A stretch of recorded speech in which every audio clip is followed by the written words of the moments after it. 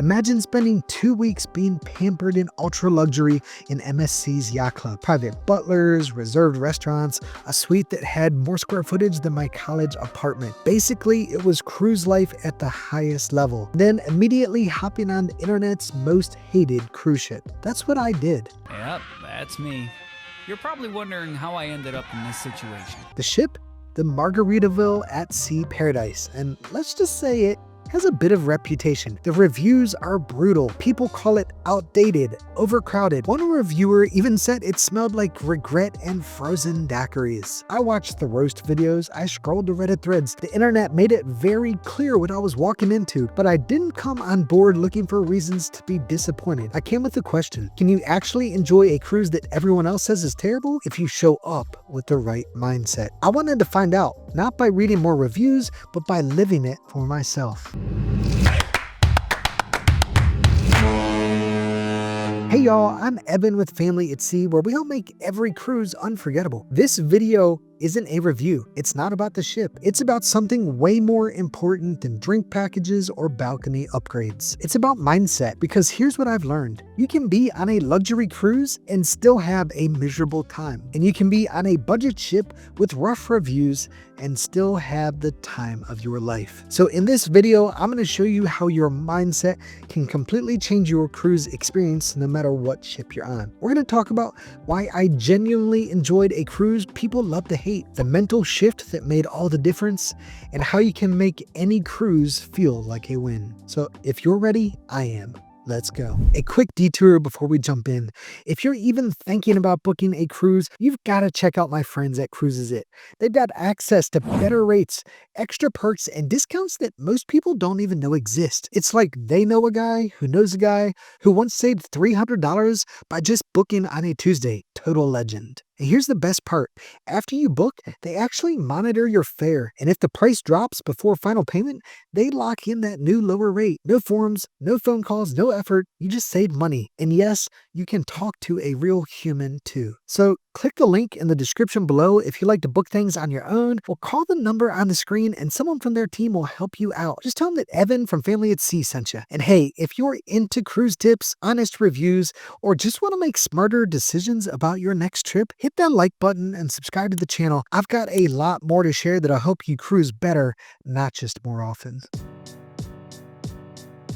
Coming off 2 weeks in MSC's yacht club, I probably should have been miserable. That's the part nobody tells you. Luxury can actually ruin your next cruise if you let it. I mean, the last thing I'd done before boarding this ship was eat a filet mignon served by a guy who somehow folded my napkin into a swan and knew my favorite dessert by day 2. So yeah, going from that to an older, cheaper ship with a reputation problem could have been a disaster. And that's when I caught myself. I was already starting to compare the cabin, the crowds, the way the elevator had that one button that you had to jab 5 times just like you're waking up an old TV remote. Evan, you went from yacht club to y'all got any ice in there real fast. Yeah, that's fair. But honestly, that's exactly why I caught myself. Because if I didn't adjust my mindset right then, I was going to ruin this cruise before it even started. I could spend this cruise mentally dragging it behind everything it wasn't. Or I could let it be what it was. A quick getaway on a ship full of people just trying to have a good time. So I made a decision right then and right there. I wasn't going to judge this cruise against my last one. I was going to judge it based on how much fun I actually had. And that simple mindset shift, it changed everything. Once I made the decision to stop comparing, it was like I unlocked an entirely different cruise. Not because the ship got better, trust me, the buffet was still aggressively average, but because I started seeing it through a completely different lens. Instead of walking around looking for things to critique, I just let myself enjoy it. The entertainment was cheesy, yeah, but it was also kind of amazing in the way that only low-budget cruise shows can be. I mean, one of the performers looked like he was having the time of his life, belting out a Jimmy Buffett cover at 3 p.m. in front of 26 people. You can't not respect that. The bars were crowded, the music was loud, but there was energy. People were dancing like it was their first vacation in years. And the best part, the more I let go of what the cruise should be, the more fun I had with what it actually was. Wait, Evan, are we romanticizing a budget cruise right now? Yes, we are, and it's kind of beautiful. Because when you stop fixating on everything that's missing, you start noticing the stuff that really matters, like the woman celebrating her 70th birthday with 3 generations of family, or the couple at the bar who just got engaged. That's the magic trick. Cruising doesn't have to be perfect to be meaningful. You just have to be present enough to notice.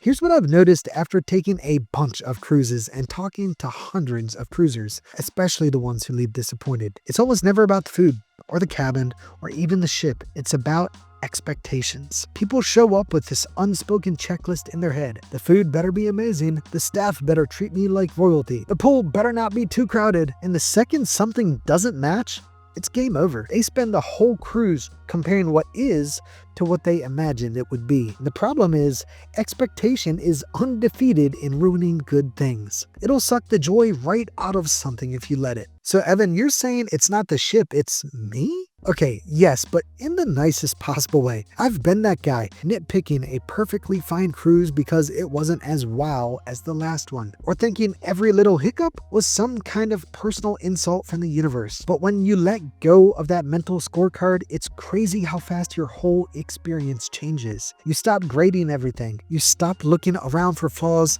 and you start noticing the moments that actually matter, like laughing at dumb trivia questions or watching the sunset from the top deck with a random drink in your hand that you didn't even order correctly. Most people don't need a better cruise, they just need a better mindset.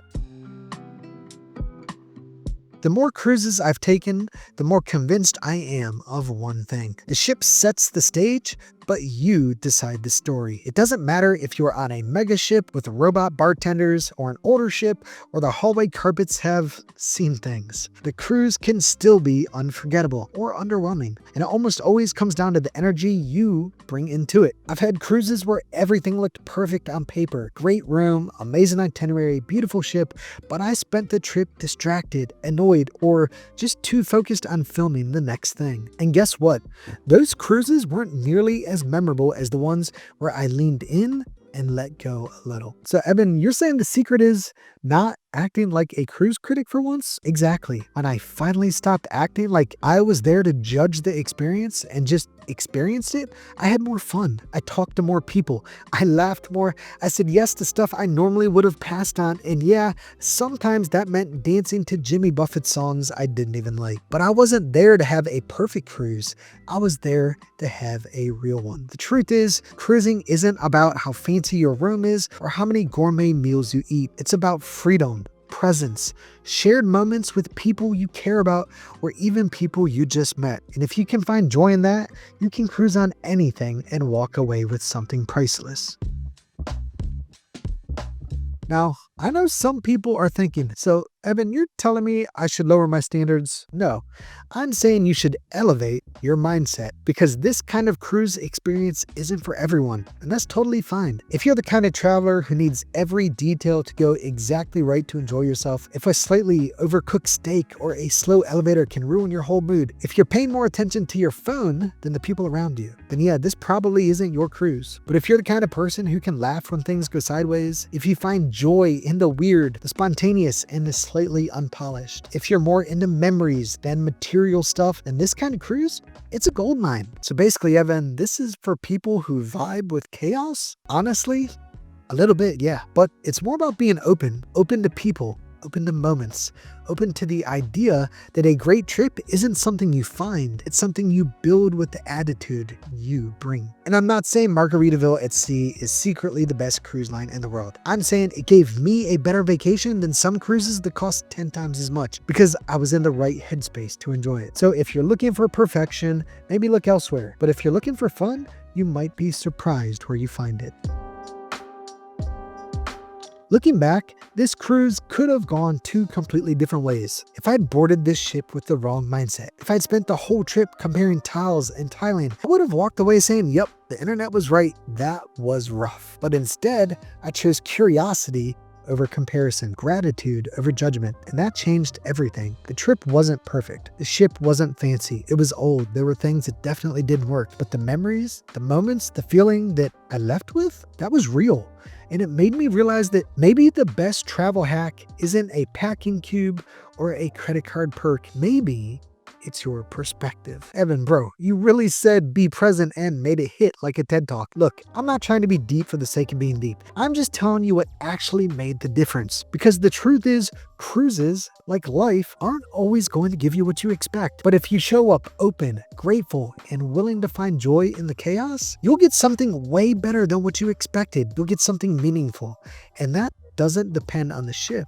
That depends on you. Now, the bad news is a lot of people never get this far. They spend their entire cruise and honestly their entire lives waiting for things to go wrong. So when they finally do, it just confirms what they already decided. They miss the good stuff. They miss the people. They miss the point. But the good news, you don't have to cruise that way ever again, because now you know the truth. You can have an incredible experience even on a ship the internet loves to hate if you show up with the right mindset. And if you want to go even deeper in how to make that happen, I've got another video that'll help. Right now, the video link here will give you more tips to cruise smarter, but soon I'll be updating it with my full guide on how to actually enjoy a budget cruise, even if it's not fancy. So if you're watching this later, that video is probably already live. Either way, it's the next step toward cruising better, not just more often. So click it and I'll see you there. And guys, as always, thank you so much for watching. And until next time, may your seas be smooth and your horizons wide. Bon voyage.